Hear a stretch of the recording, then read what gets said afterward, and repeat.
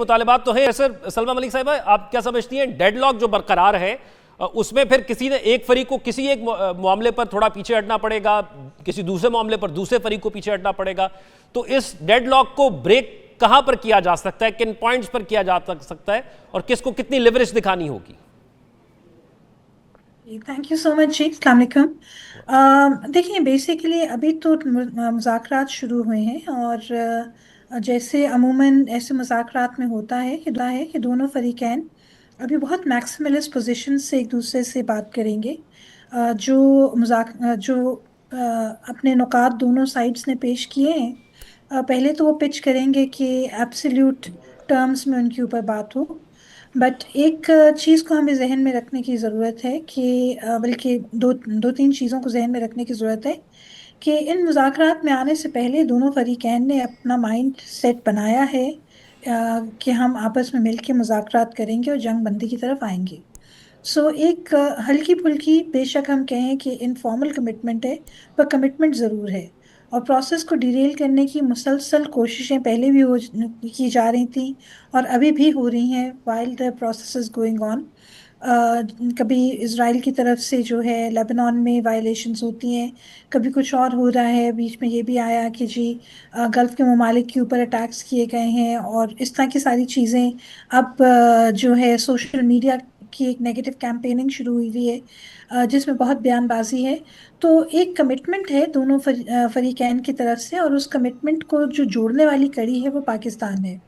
تو یہ دیکھنے کی ضرورت ہے کہ بیک چینل میں جو سارے فریقین نے اور انیبلرز نے, پاکستان نے اب تک جو کلیدی کردار ادا کیا ہے, اس کو لے کے یہ ویزیبل ٹاکس ہو رہی ہیں. دوسرا جو آپ نے فرمایا کہ بہت کم انفارمیشن باہر آ رہی ہے, وچ از اے ویری گڈ تھنگ, کیونکہ جب بہت زیادہ میڈیا بلٹس ہو جاتا ہے تو too much of information at times ends up derailing a process, تو وہ بھی بہت ضروری ہے. تیسری جو ضروری چیز ہے دیکھنا وہ یہ ہے کہ دونوں ممالک کا جو انٹرسٹ ہے وہ اس سیز فائر میں بہت حد تک ہے. اکانومی کے لحاظ سے دونوں ممالک کی اپنے اپنے ملک میں, خاص طور پہ امریکہ کی جو ہے بہت زیادہ ایک کرٹیسزم کی جا رہی ہے جو کرنٹ یو ایس ایڈمنسٹریشن ہے.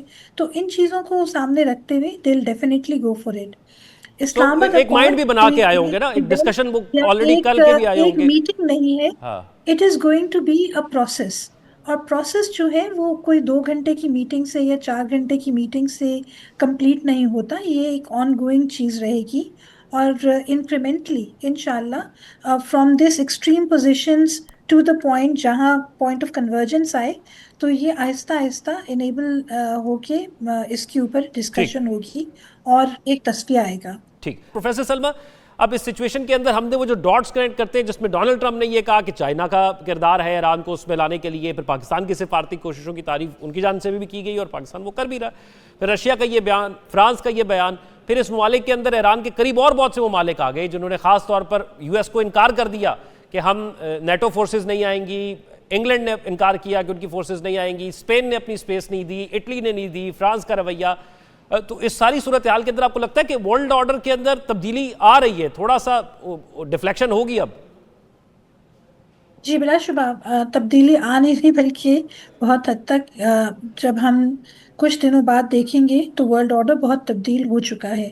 ابھی بھی ان 40 دنوں میں یہ جو لڑائی چل رہی تھی امریکہ کی طرف سے امپوزڈ, تو ہم لوگوں نے جو پیٹرنز دیکھے ہیں گریٹر مڈل ایسٹ میں مختلف ممالک کے ایک دوسرے کے ساتھ, چاہے وہ جو ہے انسٹیگیٹ کیے جا رہے تھے, فیک قسم کے اٹیکس کروا کے ایران کے اوپر ایٹریبیوٹ کیا جا رہا تھا, ایران امریکن بیسز کو اٹیک کر رہا تھا, بٹ وہاں شہری علاقوں کے اوپر بھی اٹیک ہو رہے تھے, بہت کچھ. سو جو فرکشن اور ڈرفٹ ہمیں دکھائی دی, جو کہ پہلے جس کی طرف ہنٹ کی جاتی تھی یا لوگ اس کے بارے میں دبے الفاظ میں بات کرتے تھے, اب وہی چیزیں ہمیں بہت کھل کے سامنے واضح ہو کے دکھائی دینا شروع ہوئی ہیں. اور بلا شبہ اسلام آباد ایکارڈ کے بعد جب چیزیں اپنی نارملسی پہ واپس آئیں گی, اور یہ میں ایک بات بار بار کہوں گی, جیسے باقی جو ہمارے پینلسٹ ہیں انہوں نے بھی فرمایا کہ میڈیشن کا پروسیس آپ کو ایک नहज तक लेके आता है। अगर आप दो फरीकैन आपस में दोस्ती ना करना चाहें तो आप उनके साथ कुछ नहीं कर सकते। पर ये चीज़ बिलाशुबा है कि ये दोनों आपस में मुज़ाकरात करने के लिए ना सिर्फ आमादा हैं, बल्कि एक ओपन कार्ड के साथ आए हैं, और मैक्सिमलिस्ट पोजीशंस की जो हम बात कर रहे थे। बट जो मिडिल ईस्टर्न कंट्रीज़ हैं, इनमें भी बहुत सारे पोटेंशियल स्पॉयलर्स हमें दिखाई दे सकते हैं। जो लास्टिंग पीस अगर आएगी तो वो एक विन विन सिचुएशन में होगी, जो कि एक लॉन्ग ड्रॉन प्रोसेस के नतीजे में है। बट मिडिल ईस्ट की जो आप फ्रैक्चर्स की और फ्रिक्शंस की बातें कर रहे हैं, तो वो ऑलरेडी विजिबल होती जा रही हैं। It's going to give rise to a very different world order, जिसमें वो ममालिक जो अपनी शोषा दिखाए बगैर खामोशी से अपनी पावर को पॉजिटिव सिनर्जी में कन्वर्ट करते हैं, तो हमें वो भी दिखाई दिए हैं। जिनका नाम ना भी लिया जाए तो पता है कि वो मुहर्रिक हैं इस अमन माहदे को कामयाब बनाने में। पाकिस्तान जैसा मुल्क जो कि बगैर किसी स्टेक्स के, बगैर किसी जानिबदारी के इन दोनों ममालिक को आपस में जोड़ना चाह रहा था, yet another moments moment for us. तो बिल्कुल। उसको जो सपोर्ट खामोशी से भी हासिल थी और अब मज़ीद हासिल हो रही है।